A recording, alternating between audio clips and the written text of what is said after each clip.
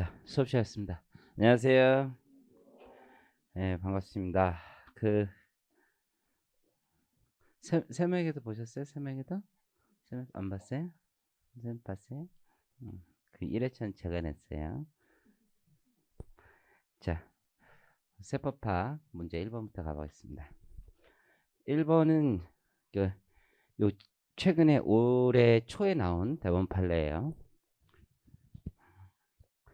소득과세 금지 원칙 관련된 거고, 이게 상속증여세법 관련된 상증세 관련된 거. 금전을 무상 대여하면, 금전에 무상 대여가 있으면 이제 이자를 계산하고 이자 상당액을 징여로 보는 거잖아요. 징여로. 그렇죠? 근데 이제 그것뿐만 아니라 또 뭐도 있냐면 특정 법인과의 거래가 있다고요. 특정 법인과의 거래. 특정 법인의 어떤 지배주주가 있어요. 그 지배주주의 특수 관계인 있고 그자와 거래를 한 거지. 그러면 이 특정 법인은 일종의 도관이 되는 거고 얘를 통해서 징여가 일어난다 라고 했을 때도 이 지배주주에게 징여세를 과세할 수 있는데 이것도 금전의 무상대여도 여기에도 동일하게 적용되는 거예요. 근데 이제 거주자 갑이 있었는데 이 지분 100%를 보유하고 있었고 15년 12월 15일 날 상환 기간에 정함이 없는 대출을 했어요. 154억 정도를 무상 대여를 했고 서울청에서 이제 조사를 한 거예요. 근데 이제 대여가 어떻게 일어났냐면 이제 이렇게 일어난 거죠. 이렇게.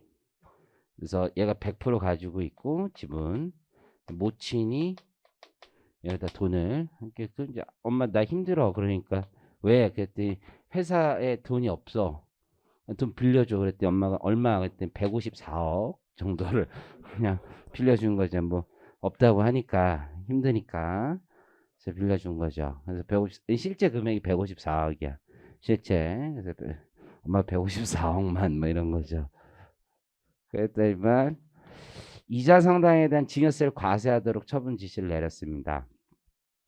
근데 이 법이 개정된 건데 개정됨에 따라서 15년 이제부터 다 무상 대여한 거에 대해서 증여세를 부과 처분한 거예요. 근데 15년 개정 상증세법에 따라서 41조의 4.1항 2항에서 특수관계인들로부터 금전을 무상 대출을 받은 경우에는 그 금전을 대출받은 날에 적정 이자를 곱하여 계산한 금액.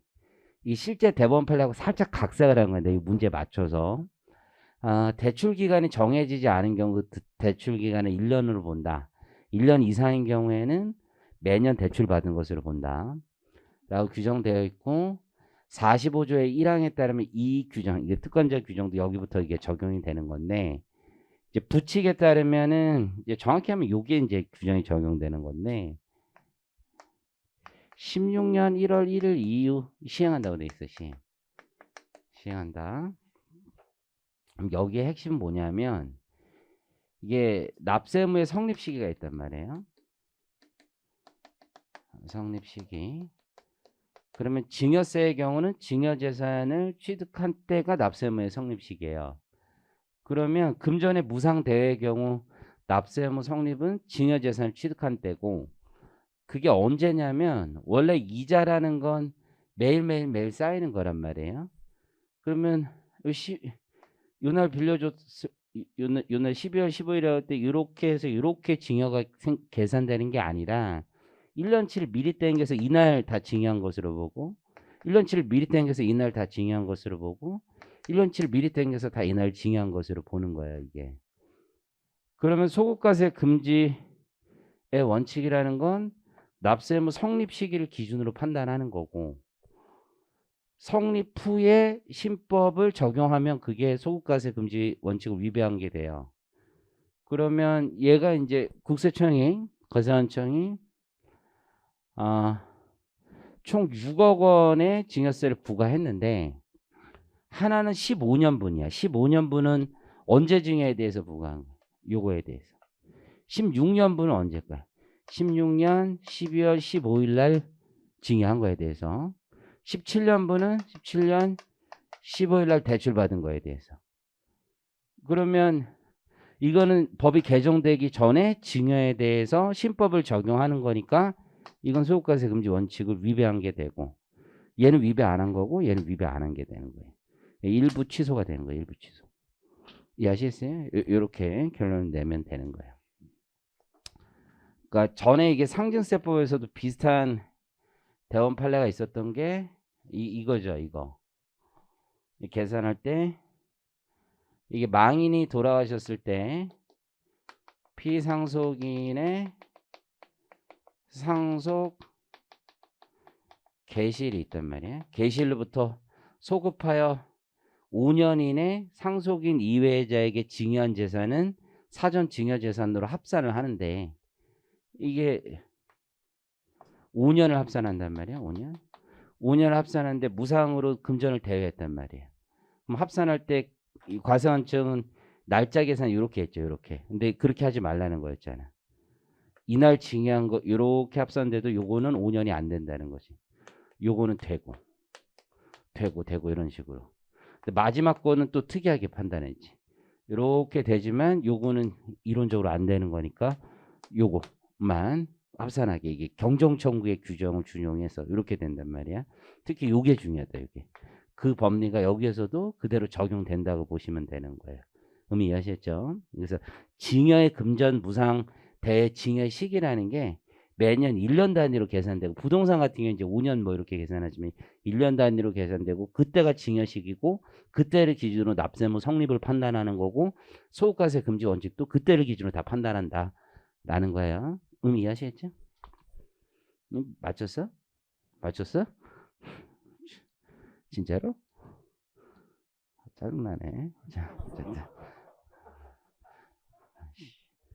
그럴 수도 있지만 어쨌든. 맞췄어? 그치? 자, 국세기본법상 소득과세 금지 원칙의 내용을 기술하시오. 이게 법에 있는 거죠? 18조, 법에 몇 조에 있지? 18조에 있나? 볼까요? 국세기본법 해석을 보자. 오늘도 계속 전화만 해가지고 정신이 없어. 정신이 오기 전에도 그 구글 미츠 알아요? 구글 미츠? 몰라요? 요즘에 컨퍼런스를 할 때 구글 미츠라고 있어. 그래가지고 구글 미츠가 있는데 내가 오래간만에 써가지고 이거를 딱 이거 이제 접속 코드를 받아가서 딱 들어갔거든. 다 꺼져 있는데 나 혼자 사진이 나와 있어. 나 이렇게 영상으로 나 혼자 신나게 영상을 했는데 다 꺼져 있는데 다른 사람이 이게 영상을 자기 거 꺼놓고선 얘기만 하면 되는 건데 나 혼자 그걸 안 끄고 있었던 거야. 나 혼자 사람들만 내 사진만 보고 있었던 거지. 미쳤나 봐요 진짜. 그래가지고 쪽팔리더라고. 어쨌든 자 어쨌든 국세기본법 가보면 이 중요한 순간에 현대카드 돈 나가는 게 메시지가 오네요.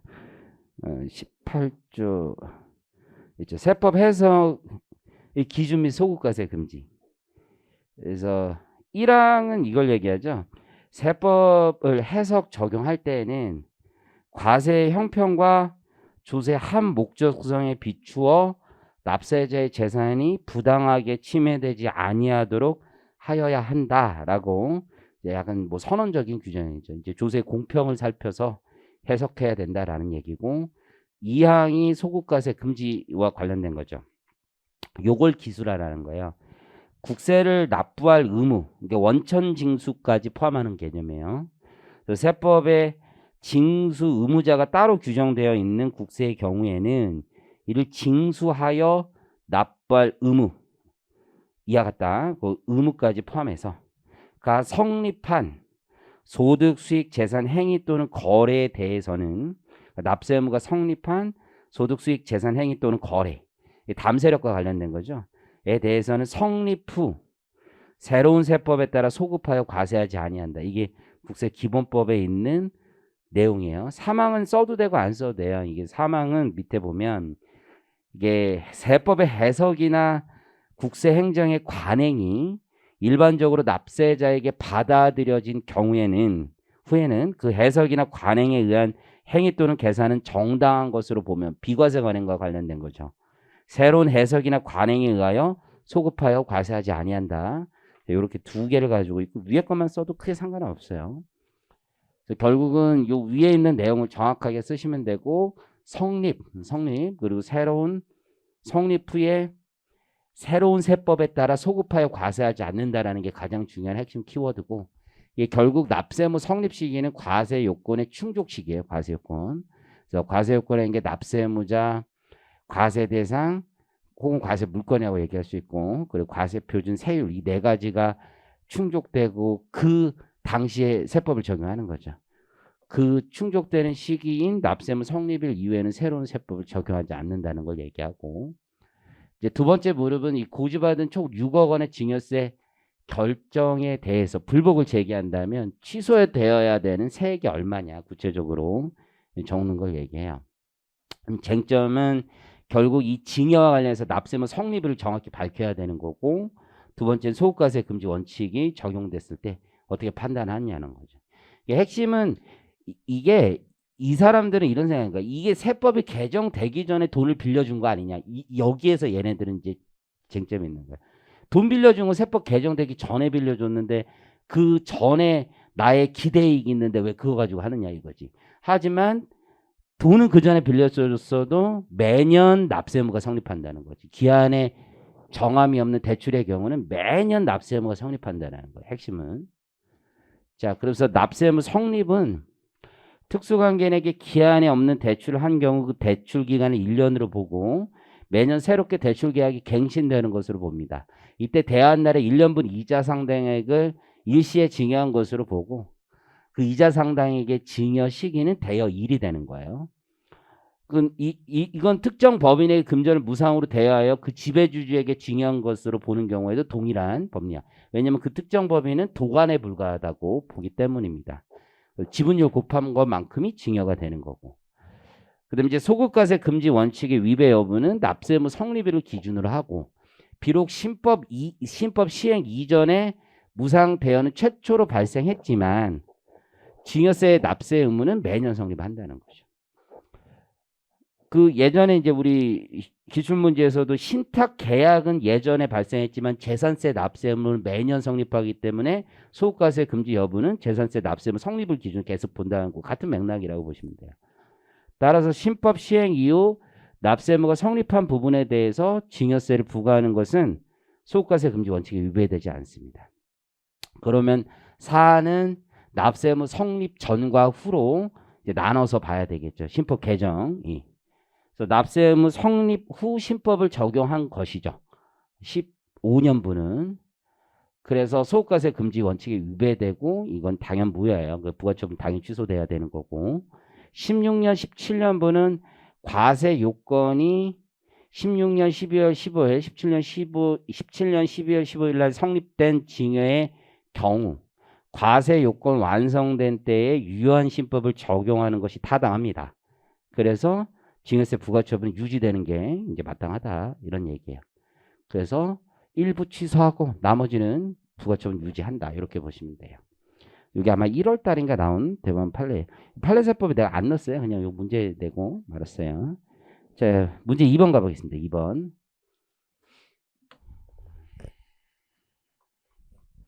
이제 이자 소득과 관련된 내용이고 사례 2번.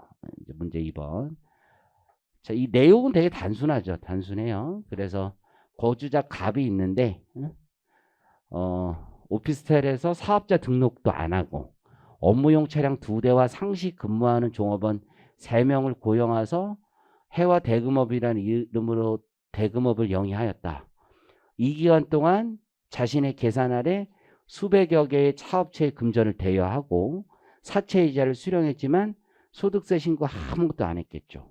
이런 사람들이 대부분이겠지. 대부분. 뭐 사채업자라고 하는데 무슨 신고를 하겠어요. 그렇죠? 이제 근데 걸린 거지. 걸린 거. 잘 안 걸리는데 걸린 거예요. 탈세 제보를 통해서. 그래서 15년부터 17년까지 신고하지 않은 소득을 과세했는데 이 과정에서 얘도 보통 소싱을 한단 말이에요. 이 사채업자들도 업자들도 되게 복잡해. 얘네들을 보면은 실제로는 되게 누가 진짜 우두머리인지는 몰라. 진짜 되게 위에 있어. 이게 꼬리에 꼬리를 물기 때문에 잘 몰라. 실제로는 얘가 중간책인지 뭔지 몰라요. 이게 돈을 대는 애들이 진짜 머리 여기 위에 있는 애가 있을 텐데 얘가 누군지는 잘 모르고 뭐 알 수 있지. 알 수 있는데 어쨌든 한 중간 정도? 중간. 여러분은 사채업자 잘 모를 거 아니에요. 그죠? 저는 몇 명 아는데, 이제 이 중간 정도, 중상 정도 있는 분들은 이게 전직이 은행원도 많아서 똑똑해. 진짜 똑똑해. 만나보면은 되게 똑똑해. 뭐, 내 예전에 누구 하는데, 같이 가봤는데, 뭐 이렇게 유동화를 한단 말이야. 돈이 없어. 여기서 유동화를 하는데, 대출을 받거든. 대출을 받는데 채권을 가지고 이거 채권 담보로 돈을 빌렸거든. 근데 채권인데 앞으로 받을 돈인데 내가 한 달 후에 돈이 들어오는데 돈이 없어. 근데 한 달 후에 받을 돈이 해외에서 들어올 돈이야. 그 계약서를 보여주는데 계약서 영문으로 돼 있는데 영어인데 이거 죄송합니다. 괜찮아. 저 다 읽어. 다 읽어. 영어 겁나 잘해. 진짜. 엄청 잘해. 그러면서 이거는 뭔가 좀 그렇네. 막 이러면서 다 봐요. 그리고 해외 계좌 내고 땄어? 막 이렇게 물어보고 다 그래. 그러면 보통 너보다 똑똑한 건 너 내고 알아? 내고? 모르잖아. 봐봐. 그러니까 이 사람들 다 알아. 똑똑해. 어쨌든 이 아저씨들인데 이 아저씨들도 돈을 빌려서 막 이렇게 한단 말이야. 그래서 이자 비용이 있어. 이자 비용. 그 이자 비용을 차감할 수 있냐?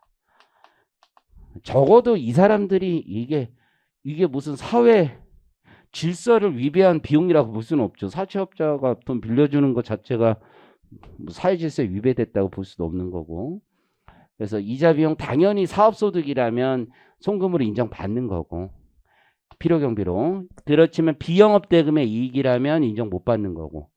그럼 여기서 이제 핵심은 과세관청은 왜 필요경비를 차감을 안 했겠어요?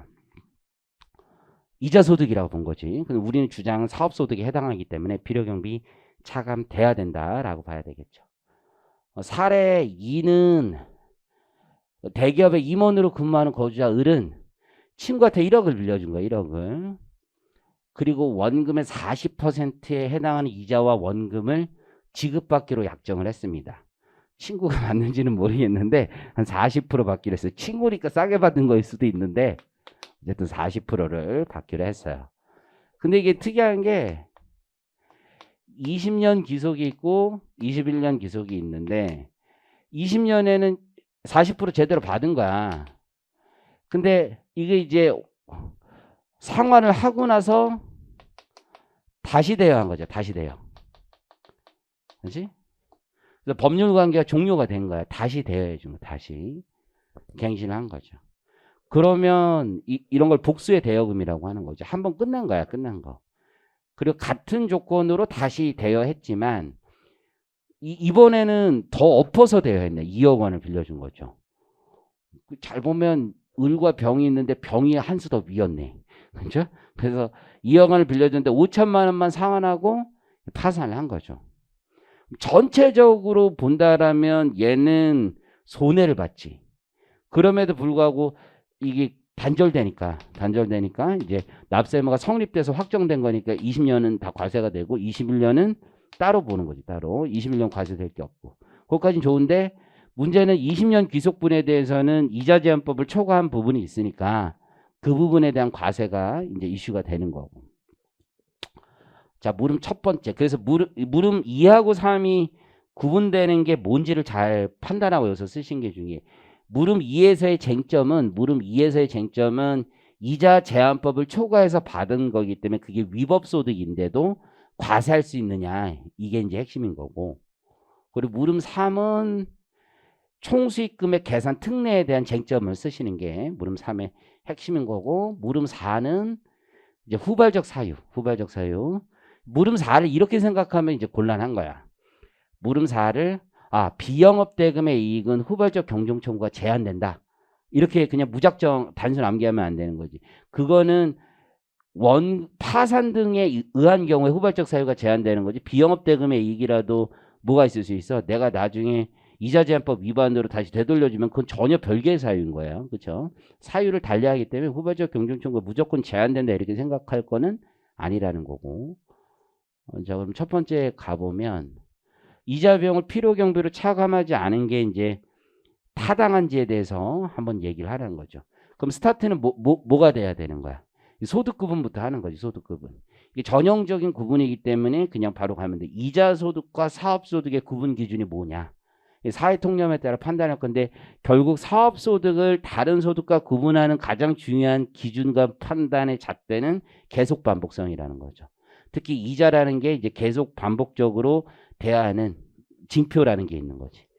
소득 구분이라는 게 계속성, 반복성이니까 대금업을 하는 자임을 대외적으로 표방하고 불특정 다수인을 상대로 계속적, 반복적으로 금전을 대여하는 경우에는 금융업을 영위하는 거예요. 이때 계속적, 반복적 금전 대여 행위에 해당하는지 여부는 여러 재반 사정을 고려하여 사회 통념에 따라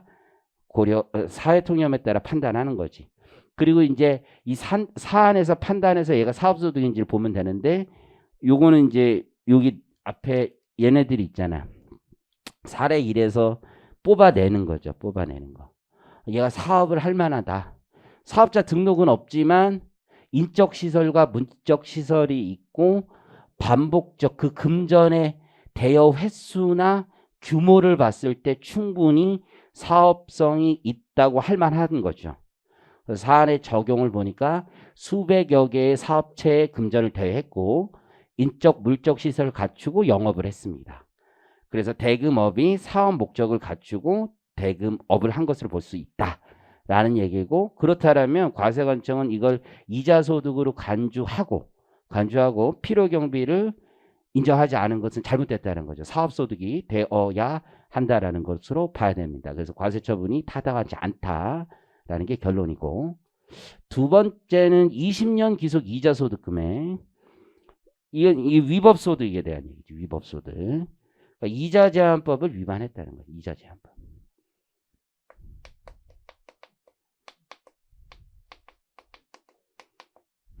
이자제한법 위반. 그러니까 주는 애의 손금도 문제가 될 수가 있어요. 근데 그거는 이제 뭐 대원팔례가 특별히 있는 건 아니고 받는 애는 법률적으로 봤을 때 이게 반환 의무가 있어요. 법률에 위반되기 때문에. 그러면 법률상 확정된 소득은 아니에요. 법률상 확정된 소득은 아니에요. 권리 의무 확정주의에서 봤을 때 법률상 확정된 소득은 아니지만 경제적으로는 확정됐다라고 볼 수 있지. 경제적으로는. 그 경제적으로 확정됐다라는 표현을 우리가 하는 게 가장 중요한 게 경제적으로 지배 관리하고 있다는 거지. 돌려줄 생각이 없고 나의 주머니 속에 있다라는 게 이게 가장 중요한 거죠. 경제적으로 지배 관리하고 있기 때문에 나는 권리 확정이 됐다고 보는 거예요. 이게 권리 확정이다. 그래서 과세할 수 있다 이거지, 기본적으로. 그래서 위법소득도 과세할 수 있다라는 가장 큰 근거가 권리 의무 확정주의상 경제적으로 지배 관리할 수 있다.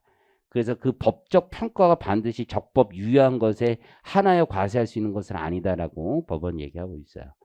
그래서 갑이 이자제한법을 위반하여 수령한 이자에 대해서 과세할 수 있는 여부가 쟁점인 거고, 그래서 위법소득, 판례에 따른 위법소득 당연히 과세할 수 있는 거고, 이제 판례에 이렇게 얘기하죠. 어떤 소득이 과세되는지 여부는 경제적인 측면에서 보아 현실적으로 이득을 지배 관리하면서 이를 향수하고 있고 다음 세력이 있는 것으로 볼 수 있으면 족하고, 그렇죠? 소득을 얻게 된 원인 관계에 있어서 대한 법률적 평가가 반드시 적법 유효한 것은 아니다. 이렇게 얘기를 하고 있습니다. 이자소득금액. 그래서 이자제한법을 초과하여 수령한 이자도 현실적으로 지배 관리하고 있죠. 과세소득에 포함되고 원금 초과분이 4천만 원은 당연히 포함된다라는 거예요. 물음 세 번째는 21년 귀속 이자소득 금액은 어떻게 계산되느냐? 요건데 21년. 그러니까 20년 따로 21년 따라. 그러니까 이 물음 2하고 물음 3을 구분해서 쓰는 게 제일 중요한 거예요. 물음 2. 이렇게 했어? 그래? 많이 들었네, 그래도. 그래서 얘는 이제 결국 총 수익 금액 계산 특례 규정. 요거 쓰는 게 제일 핵심인 거죠. 총 수익 금액 계산 특례 규정. 그러니까 결국은 총 수익 금액 계산 특례 규정이라는 게 이게 소득세가 기간과세 세목이기 때문에 과세기간 종료일에 납세의무가 성립한단 말이에요. 성립하고 나중에 확정되는 거죠. 확정. 그래서 성립 후 확정된 소득은 기본적으로 변경되지 않는다라는 게 우리 세법의 기본 관점이에요. 그러니까 한번 성립해서 확정되고 끝났어. 그런 다음에 나중에 회수불능이라는 사유가 생겼단 말이에요. 회수불능. 파산. 그러면 이 파산이라는 게 우리 뒤에 이제 법인세에서 나오지만 도산, 회수불능 다 같은 거잖아. 이게 본질적으로는 국세기본법상 후발적 경정청구 사유가 되느냐, 후발적 사유로 인정되느냐 이 문제가 있는데 지금 명문의 규정은 없지만 우리가 준하는 사유로 봐서 이거 인정을 해준단 말이에요. 법원 판례에서는. 자꾸 인정을 해주다 보니까 국세청에서는 이거 다 먹을 거 먹었는데 다시 조정해 주는 게 싫다라는 생각을 한 거야. 그래서 시행령에 이걸 나름 반영을 했고 이자에 있어서는 총수익금의 계산은 기간 과세 단위로 한번 확정되고 나서는 변경하지 않겠다는 생각을 시행령에 넣은 거야. 그럼 이해하셨죠? 근데 이제 물론 이게 대법원 판례에서 확실하게 다시 조정된 게 없어. 이게 현실에서는 몇 년 지나간 다음에 이거를 부인해서 붙어본 애가 아직 없어요. 그래서 이게 진짜 후발적 경정 청구에 대한 완벽한 제한 규정이냐? 학설이나 입법 취지는 다 제한 규정이라고 보긴 봐. 다 제한 규정 맞다. 제한 규정. 후발적 경정 청구에 대한 제한 규정이다. 총수익금의 계산 특례 규정이 못하게 하는 제한 규정이다 이렇게 보긴 보는데 아니라고 생각하시는 분들도 있어. 아니라고. 저따위 게 뭐냐 그냥 쥐들이 생각하는 거지. 저거 그냥 저건 무효 이렇게 생각하는 사람도 있어. 저거는 왜 저런 생각을 하냐 니네는.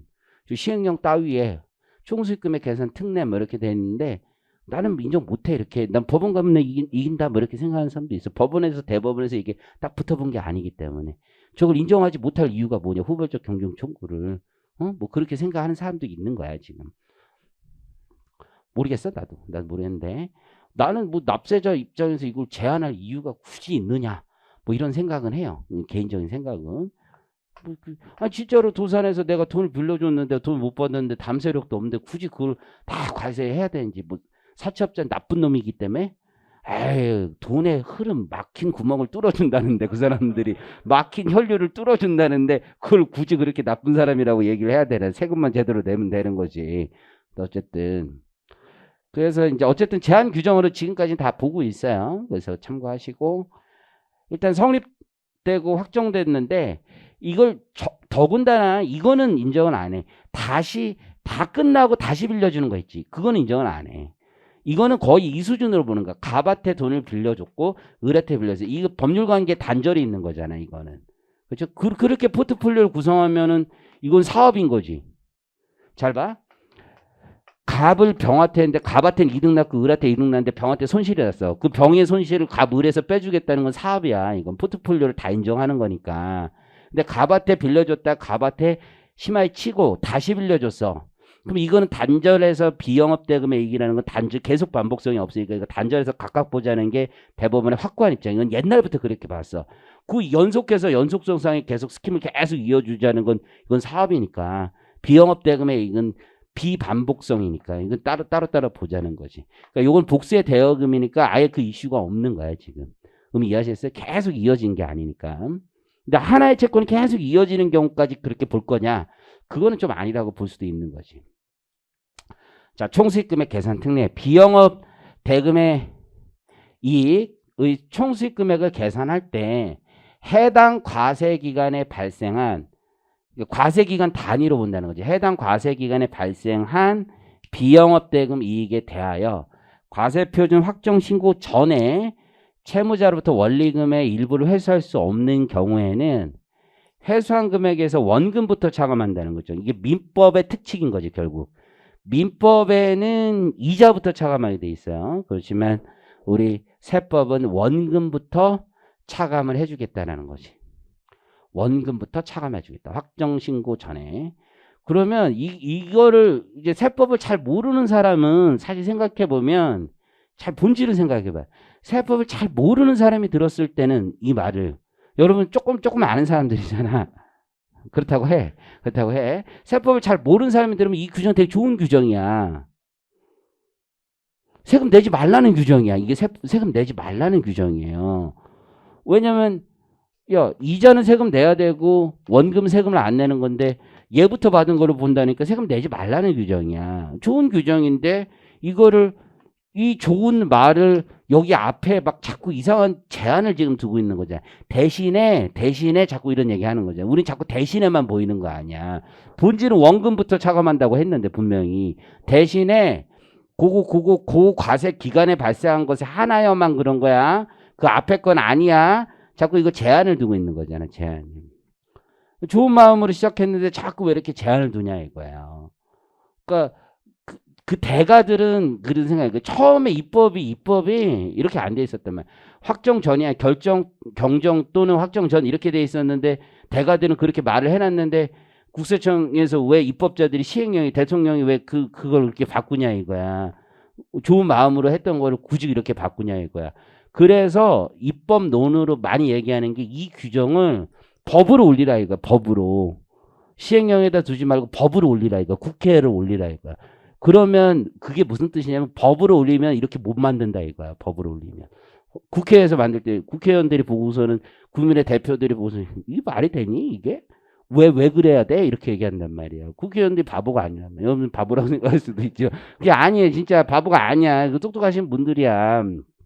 이렇게 청문회 나오고 이렇게 국회 하면 이렇게 삿대질하고 그거 여러분 재밌게 해주려고 우리 힘드니까 그렇게 큰 뜻으로 하는 거지. 그 일부러 그런 것들이 다 그렇게 하는 거지. 그 일부러 그런 거지. 그렇잖아, 이게 국회에서 볼 때는 우리 대표로서 봤을 때, 야, 왜 그래야 돼? 왜 그런다고? 왜 그것만 빼줘? 그 전에 했던 거 왜 안 빼줘? 그런 얘기 한단 말이야. 말이 되니? 뭐 이런 얘기 해요. 이게 다시 빌려준 거는 대법원 판례에도 이게 다 입법하면은 다 밑에서 서포트하고서는 복수의 대여금 대법원 판례에서 다 단절된 거 인정하는데 연속성인 게 문제입니다. 그러면 연속성인 거에서 굳이 그렇게 해야 되니 뭐 이런 얘기를 막 한단 말이야. 그러면 나는 이해가 안 된다. 굳이 그렇게 하지 말고 옛날 법으로 다시 해서 하자 이렇게 할 거예요. 내 개인적인 생각이야. 어쨌든 지금 현행 규정을 했습니다. 해당 과세 기간에 발생한 비영업대금의 이익에 대해서는 과세표준 확정 신고 전에 채무자로부터 원리금의 일부를 회수할 수 없는 경우에는 원금부터 차감한다. 복수의 대여금 사건은 대법원은 확고하죠. 특정 채권에 대하여 이자를 모두 회수하고 나중에 대한 대여금이 회수 불능 사유가 생기면 그 나중에 대한 대여금에서만 회수 불능 금액을 총수익 금액에서 먼저 차감한다 이거죠. 사안은 요 연도가 잘못된 것 같더라고. 답안지 보니까 갑은 21년 말 수령한 5천만 원은 원금에도 미치지 못하는 금액이고 객관적으로 회수 불능한 사유가 발생했으니까 21년 귀속 이자 소득 금액은 없다. 이렇게 정리하시면 될 것 같습니다. 물음 4가 좀 어려워요. 물음 4가. 후발적 경종 청구가 인정이 되느냐. 그러니까 20년 거야. 20년 거. 21년 거 생각하지 말라고 21년 거 다 받았다고 생각하고 요거 덜 받았으면 이게 처음부터 어떻게 총수익 금액 계산 특례 이런 거 생각할까봐 얘는 생각하지 말라는 이유로 21년 귀속 이자는 다 받았다 법정 내에서 단서를 준 거고 요게 20년을 받았어. 근데 이자 제한법을 초과해서 받았단 말이에요. 그런 다음에 그 병이 소송에서 나 너무 많이 줬다. 판결을 받은 거 확정 판결 받고 플러스 반환까지 했어. 반환까지. 여기까지 이해하시죠? 판결 받고 반환까지 했어. 후발적 경종 청구가 인정이 되겠느냐. 이 결론 내는 건 굉장히 쉬운 거죠. 그래서 국세기본법상 취할 수 있는 조치. 후발적 경종 청구 통해서 환급 받으면 돼. 그러면 결론은 쉬운데 이제 근거가 이제 중요한 거지.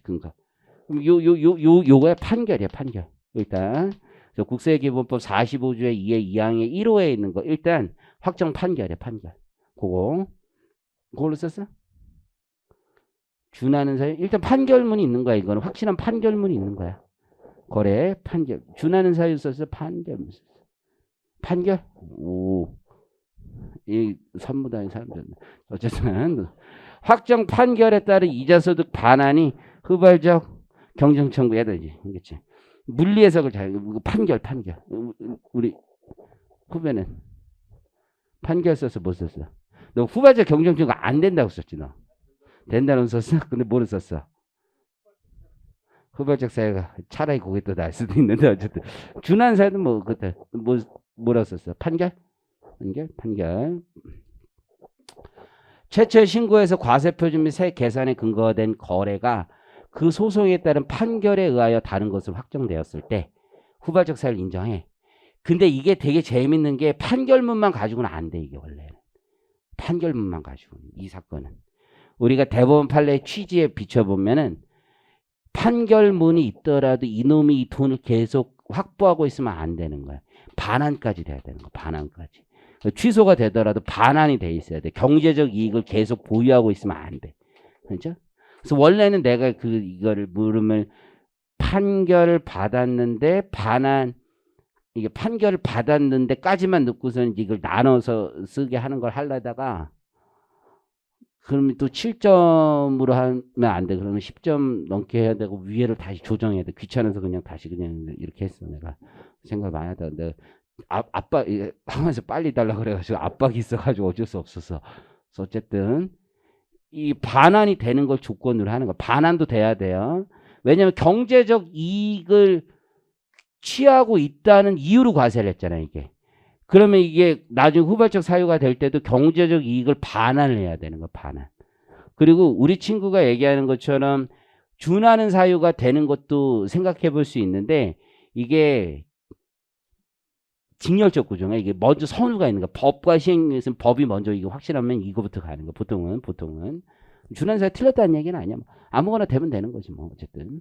그래도 보통은 쓸 때는 판결문 있으면 여기 더 좋아. 더 좋다는 얘기야.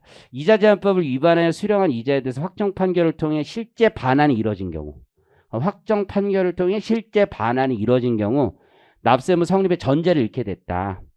그래서 경정 청구를 통해 환급받을 수 있다. 이렇게 보시면 돼요. 문제 3번 가겠습니다. 3번 여러분이 이게 시험법이가 맞냐 이런 질문을 할 수 있을 것 같은데 입금 수입배당 입금 물살임. 자, 요거 있어. 그 규제도 그 부분이 있어. 이거 있다고 하고. 자, 있다고 하고. A법인. 그리고 B법인이 있는데 무보증 사무사채를 인수를 했는데 B법인은 파산 종결 절차를 받았어요. B가 있고 B법인이 파산 2017년에 파산 종결. 그런데 이제 얘가 유동화 전문회사예요. 유동화 전문 회사 이렇게 돼 있어. 유동화 전문회사. 그리고 얘는 이제 A법인은 B한테 투자를 한 거지. 투자. 그렇죠? 우순위 채권. 맨 처음에 후순위 채권을 샀다가 이게 전환이 돼서 배당을 받는 것 같긴 해. 그렇죠? 우리 같이 일하는 그 며칠 전에 우리 이제 내가 기장을 하는 게 있거든. 기장을 하는데 같이 일하는 애들이 우리 직원한테 안 하고 세무사 애들이 기장을 해. 근데 전표가 한 달에 2개야. 2개. 전표가 2개이기 때문에 기장해도 되잖아. 도전으로 그냥 해도 되는데 엑셀로 내가 그냥 해도 되고 뭐 상관없어. 전표가 2개. 전표가 뭔지는 알잖아. 전표가 투자는 옛날에 했고 차입금 있고 이자 주는 거야. 이자 지금 차변에 이자 비용 대변에 보통 예금 이거야. 이거 기정하는 거 쉬운 거 아니야. 그치? 그냥 금액이 좀 클 뿐이야. 그냥 이자 몇십억 나가고 그냥 보통 지금 몇십억 나갈 뿐이야. 그거밖에 없어. 근데 원천징수 해야 되는 거지, 원천징수. 근데 얘가 나한테 질문하는 거야. 이게 무보증 사채였거든, 이거였거든. 사모사채, 사모사채거든, 사모사채. 근데 투자자들이 개인 있고 법인이 있어, 또 막 여러 명이 있는데 14%를 원천징수를 하는 거거든. 14%. 돈 빌려준 사람이 있는데 개인한테 돈이 나가는데 14% 하는 거야. 15.4% 원천징수하는데 나한테 이제 전화가 왔어. 이게 얘네들이 이제 갑자기 이제 기장이 넘어온 거야. 그래가지고 두 가지를 물어보. 선생님 여기 기장이 얼마예요? 기장이 우리 없어. 그랬어요. 그냥 안 받아. 그냥 뭘 받아. 그래서 한 푼도 안 받아요. 나중에 받아. 나중에 한꺼번에 받을 거야. 뭐 그랬지. 그래서 아 그래요? 그랬지. 나중에 한꺼번에 받으면 되니까. 몇 천만 원 받으면 되는 거니까. 오케이. 근데 왜 27.5가 개인한테 돈이 나가는데 왜 27.5가 아니라 15.4냐 이렇게 질문하대. 좋은 질문이죠. 좋은 질문. 그렇잖아. 개인한테 이자가 나가는데 개인들한테 개인이 투자한 거잖아. 근데 27.5가 아니라 15.4 이거 잘못된 거 아니냐. 그래서 클라이언트한테 물어보기 전에 자기가 이제 나한테 물어봐야 될 것 같아서 클라이언트한테 물어봤다가 하도 개망신을 많이 당해가지고 이제 물어봐야 되겠다. 좋은 질문이지. 아 잘했다. 이제는 물어봐라. 사채를 발행했으니까 유가증권 발행하면 비영업대금의 이익이 아니야. 회사채 산 거야. 회사채. 그래서 일반 회사들도 여러분 금융기관들은 다 사채를 발행해. 회사채. 근데 지난번에 상법 공부하라고 시발 내가 얘기했잖아. 상법 책도 사줬잖아. 그거 어디까지 읽었어? 쌍놈 새끼네. 그러면서 어디까지 읽었어? 바빠서 못 읽었대. 왜 바빠? 왜? 화를 냈는데 왜 바쁘냐고 그때 12시까지 일해요. 막 그래서 그러면 1시까지 공부하면 되는데 왜 바빠? 그래서 화를 냈었는데 어쨌든 그러면 하면 되잖아. 응? 사채를 발행하기 때문에 그런 사채를 발행 보통 그런 전문가들은 다 많이 한단 말이야. 이 무보증 사채니까 사채 발행하면 개인들이 투자해도 14% 원천징수하는 거. 비영업대금 이익으로 25% 하는 애들도 있지만 전문가들은 그래. 왜냐면 소액채권 또 하면은 막 그런 게 있거든. anyway. 어디까지 했어? 정관. 근데 여기 비법인은 정관이나 법령에 따르면 이게 좀 어렵네. 정관과 법령에 따르면 얘들은 원래 정관과 법령에 따르면은 먼저 다른 애들 돈을 다 주고 나서 배당을 할 수 있는 거야. 이게 신탁도 그렇고 먼저 돈을 다른 애들 준 다음에 에쿼티를 돈 줄 수가 있다고. 후순위이기 때문에 후순위. 배당을 못 주게 돼 있어. 근데 얘네들 이제 캐시플로우가 도는 거는 회계상 이익과 캐시플로우는 달라요. 회계상으로 이익이 먼저 있지만 캐시는 나중에 들어오는 게 되게 많단 말이야. 이게 사업이라는 게. 그러니까 돈은 안 돌고 있는데 회계상 이익은 막 생긴단 말이야.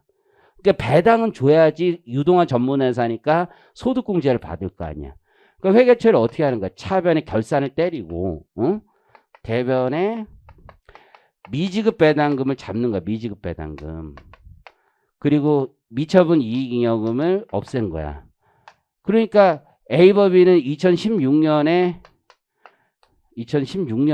이 주총을 열어서 배당금 지급 결의를 때린 거지. 이해하시겠어요?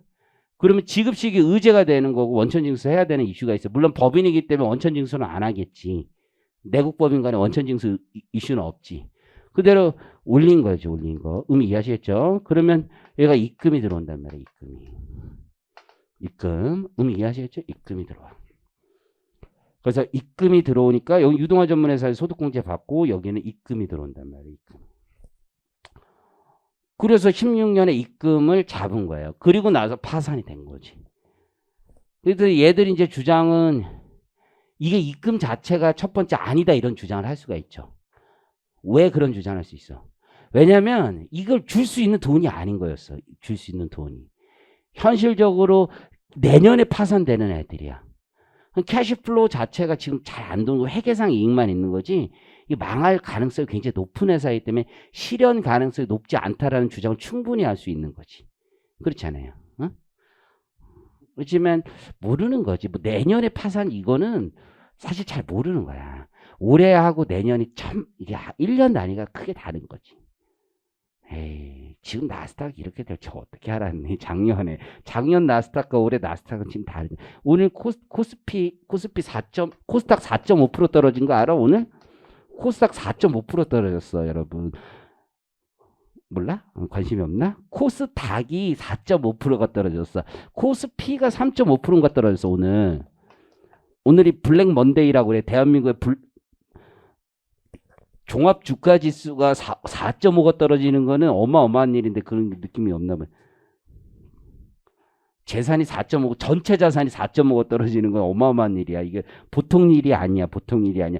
나도 국장에 웬만하면 안 넣는데 국장에 조금 들어간 거 있거든. 걔도 내가 궁금해서 봤더니 걔도 한 3.5가 3.5가 날라갔더라고. 그래도 선방했다 그랬어, 선방. 왜냐면 그동안 내가 돈 넣고 나서 조금씩 올라갔어. 그래가지고, 좋다 그랬는데, 뭐 이렇게 한 6%인가 7% 올라갔어. 6% 올라가서 3.5 내려가면 다시 원복이거든. 올라간 거와 내려간 거 원상복구 됐어. 다시 원점으로 들어왔더라고. 원래 세상 인생 리스타트지 뭐 어쨌든. 이게 다 원상복구 된 거야.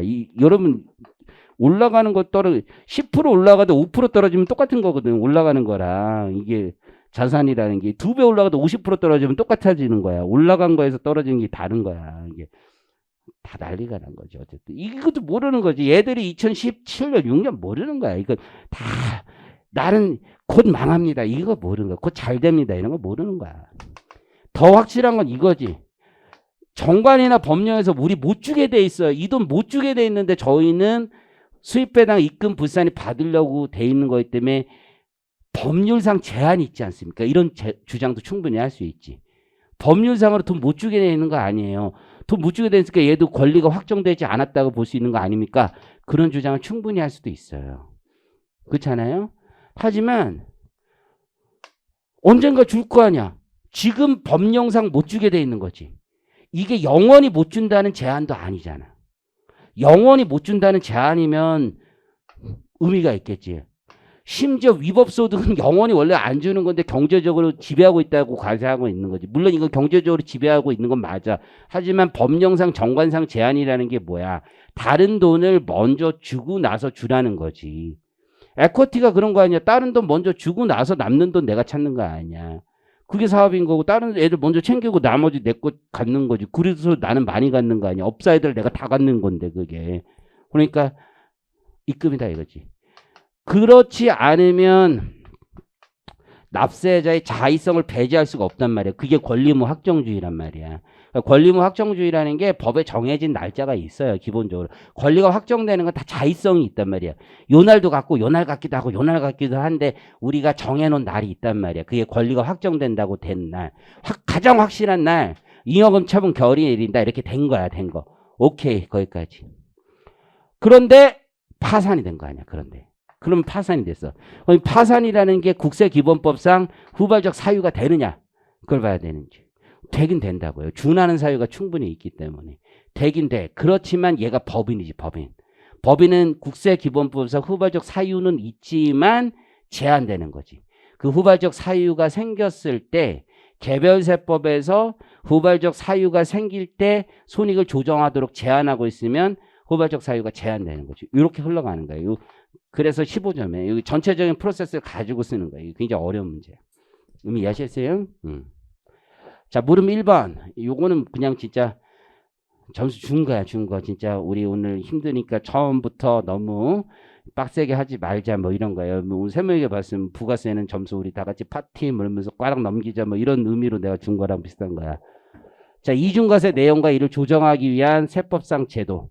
그러니까 이게 이중과세라는 게 동일한 경제적 이익에 대해서 법인을 통해서 내가 돈을 번다는 이유로 두 번 과세가 되면 조세의 중립성에 문제가 생길 수가 있단 말이에요. 개인 사업하고 법인 사업의 형태가 다르기 때문에 그걸 조정하기 위한 내용이 세법상 3가지 정도가 있단 말이에요.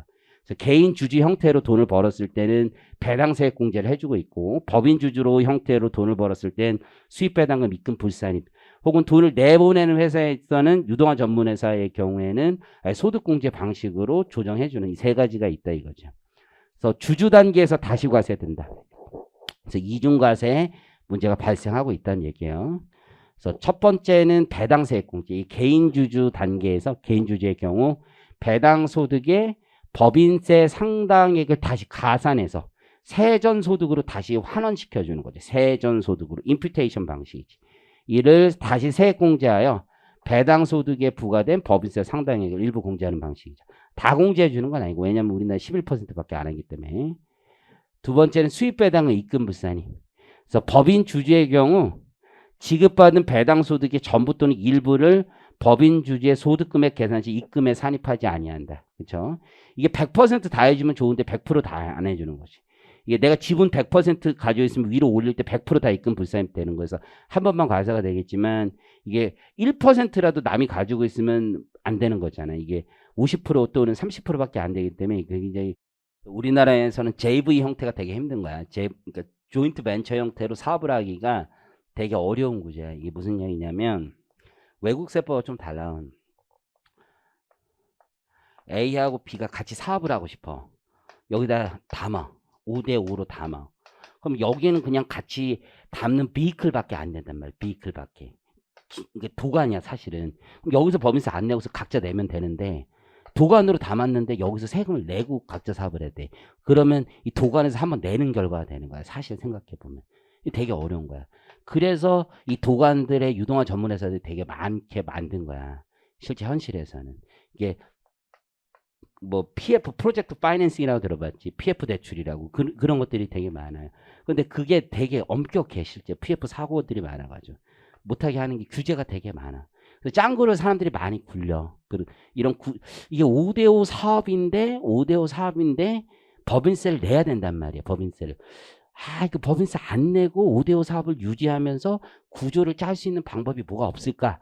그거 되게 많이 고민을 하는 거야. 이게 텍스 전문가들이. 뭔가 있을 수 있잖아. 그죠? 나도 이제 그런 아이템을 되게 한 개 내가 기가 막히게 개발을 해가지고 이제 하고 있는 게 있단 말이야. 건설, 어쨌든 간에. 그렇게 한단 말이야. 한 7, 8년 했어. 그래서 조사도, 세무조사도 받았는데 아무 이슈 없이 이제 막 넘어가고 있단 말이야. 근데 모르겠어. 법을 바꿀지 어떻게 할지 모르겠는데. 그거 하면 돼. 그 리스크가 다 다른 거니까.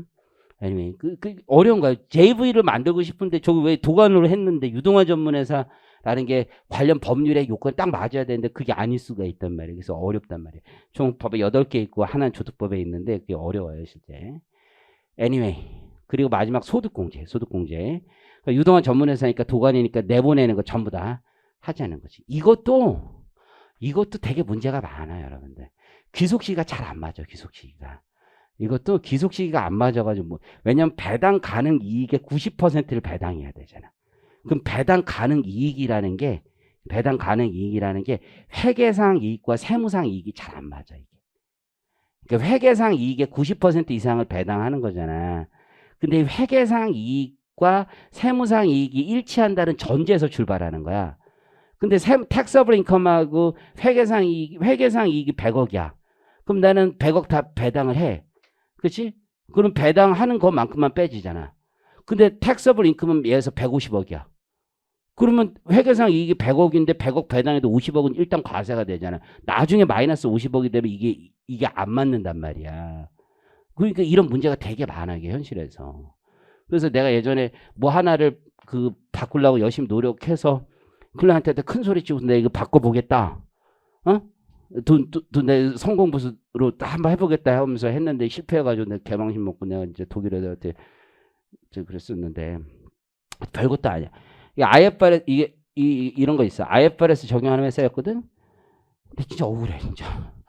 IFRS 적용하는 회사인데 이게 IFRS를 적용하는 이게 빌딩이야, 빌딩. 되게 큰 빌딩들이 있으면 렌트 프리라는 게 있어. 렌트 프리가 뭐냐면 1년 공짜로 임대료 주는 거야. 그런데 IFRS를 적용하면은 그 공짜로 주는 것도 임대 수익을 잡아야 된단 말이야. 그럼 회계상 이익이 나와. 하지만 이건 taxable income이 없단 말이야. 그럼 회계상 이익이 나오니까 얘네들 어떻게? 먼저 이익이 나오잖아. 그럼 배당 가는 게 이게 90 이상을 배당하니까 먼저 배당을 한단 말이야. 무슨 얘기인지 알지? 그럼 먼저 배당을 나갔어. 그럼 송금살이 더 할 수 있는 taxable income이 없는데도 먼저 배당을 하지. 그리고 나중에는 배당 가능이 없단 말이야. 그때 막판에 과세가 된단 말이야. 막판에. 인터벌이 안 맞는단 말이야. 그럼 나중에 과세가 몇십억이 된단 말이야. 이것 때문에. 텍스 프리 때문에. 렌트 프리 때문에. IFRS만 적용 안 했어도 얘네들 이런 일이 없는데. 근데 IFRS를 적용 안 할 수가 없어. 얘네들 이제 되게 큰 빌딩이란 말이야. 그래서 IFRS 때문에 어쩔 수 없다. 이거 IFRS 손익 귀속 시기의 차이기 때문에 요거는 법에서 배당 가능 이익에서 조정을 해줘서 바꿔줄 만한 충분한 취지가 있잖아. 근데 그래서 기재부에다가 요거를 바꿔야 된다. 요거만큼은 바꿔주는 게 맞다. 그래서 손익귀속식에 대한 걸 얘기를 막 했더니만 이건 손익귀속식이 아니라 자산부채의 평가에 대한 얘기. 그 같은 얘기 아니냐 결국은. 배당 가능하게 되냐 이거. 이건 다르다. 특정 회사들만 위해서 이런 걸 해줄 수는 없다. 특정 회사만 위한 게 아니라 이게 다른 거잖아. 다른 거. 특정 회사하고 무슨 상관이야. 그러면 내가 무슨 뭐 건물 협회를 가야 돼. 건물주 협회로 간다면 건물주만을 위해서 해줄 수는 없기 때문에. 이거는 해줘야 되는 거죠. 당연히. 어쨌든 뭐 그런 거야. 되게 규제들이 많은 거야. 이런 규제. 이거 억울한 거지. 사실 생각해보면. 소득권. 이게 도관에 불과한 건데. 이런 게 되게 많아요. 도관 이런 형태가. 어쨌든 이중과세야. 이중과세다. 물음 2번. 유동화 전문회사 소득공제 제도의 취지. 다 도관이야. 도관. 직접 투자가 아니라 둘이 돈을 모아서 간접 투자 형태로 하는 거야. 거기다 세금을 매기면, 미클에다가 매기면 이게 우리가 함께 사업을 못 해요. 왜냐하면 돈이라는 걸 모아서 함께 사업을 하는 거야. 돈은 기본적으로 여러 가지 이유로 함께 사업을 하는 거야. 돈 때문만 함께 사업하는 것도 아니야. 왜냐하면 사업을 하고 싶어. 근데 나는 돈이 충분히 해. 근데 쟤는 기술이 있어. 그럼 둘이 같이 사업을 하는 거지. 위험 부담이라는 게, 사업이라는 게 혼자 하는 게 아니라 위험을 나누는 거잖아. 그리고 수익도 나누는 거고. 그런 이유로 여러 가지를 하는 거예요. 그렇잖아? 기본적으로 여기서 이런 건물 하나 짓잖아. 그러면 지주도 있고 땅 주인도 있고 건설사도 있고 이거 분양하는 애들도 있고 여러 애들이 같이 공동사업을 할 수도 있고. 그런데 그런 경우에 같이 사업을 하는 거란 말이에요. 그런 경우 어떤 투자를 하는데 여러 공모를 해서 여러 사람에게 돈을 모아서 투자할 수도 있고, 이럴 때 중간에 도관에다가 과세를 하게 되면 간접 투자가 더 효율적인데 그 효율적인 제도를 세법이 방해하는 결과가 되니까 그거를 조세 중립성을 유지하는 차원에서 소득공제해 주는 게 바람직하다, 이렇게 본다는 거죠. 그래서 투자 수익을 그대로 주주들에게 배당하는 것을 목적으로 세워진 세법상 도관 회사에 불과하더라. 그래서 직접 투자에 비해서 효율적인 관리를 할 수 있는 수단으로서의 기능을 충분히 가지고 있기 때문에 만약에 이 유동화 전문회사에 과세를 하게 되면 세제상 불이익한 결과가 되는 거죠. 그래서 유동화 전문 회사에 투자를 어렵게 할 우려가 있다. 그래서 소득공제할 수 있도록 한다는 얘기입니다. 그럼 이해하시겠죠? 자, 물음 3번. 배당금 결의 및 파산과 관련하여 후발적 경정 청구가 가능한지 설명을 하시오. 자, 물음 3번은, 자, 첫 번째 쟁점은 미수 배당이죠. 미수 배당에 대한 횟수 불능 사유가 생긴 경우 후발적 경정 청구가 가능한지. 그럼 순서는 권리 의무 확정주의, 후발적 경정 청구 사유, 제한, 이렇게 가는 거예요.